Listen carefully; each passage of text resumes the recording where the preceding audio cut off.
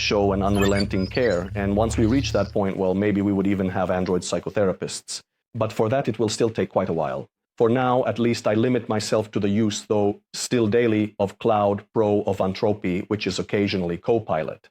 Cloud, I've tried almost all of them, Cloud. I like it, I'm not advertising, or if I am.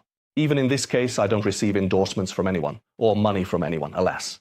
I like Cloud because it can receive a bit personal training and it can be taught to match one's writing style, so that the response it outputs, the response is given, they emerge with your style or a modulation of it, but enhanced by other technical factors. For example, bibliographic references are not lost.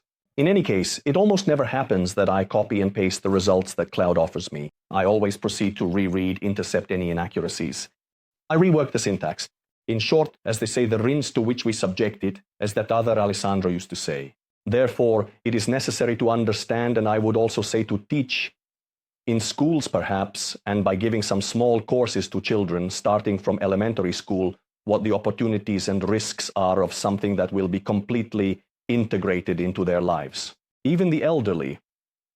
However, I mean, it is truly deplorable that for the elderly, partly I must say indeed due to their reluctance and partly because they are now outside of productive logic, no spaces or activities are created to help them become informed and digitalized.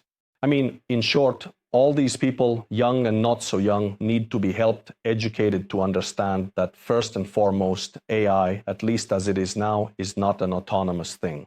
It cannot take control in the command room and launch nuclear warheads. AI is not without limits. It is not, in other words, AGI, an acronym for Artificial General Intelligence, meaning a superintelligence that can do everything, a bogeyman for now, a science fiction.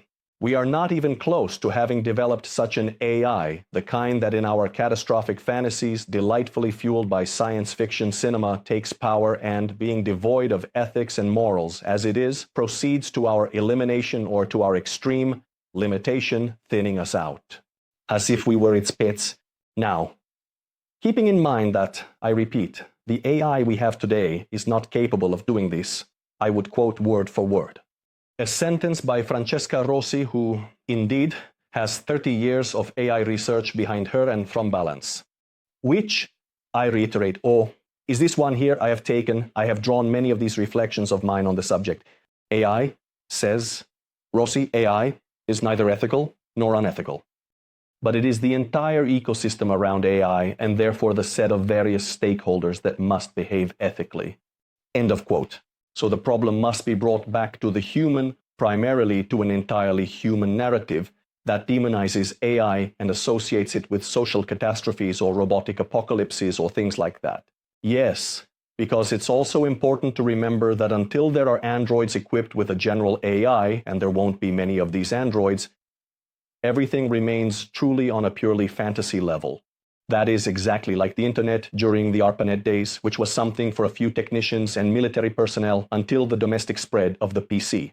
At that point, the true potential of the internet began to emerge. And also, indeed, the less pleasant things, of course.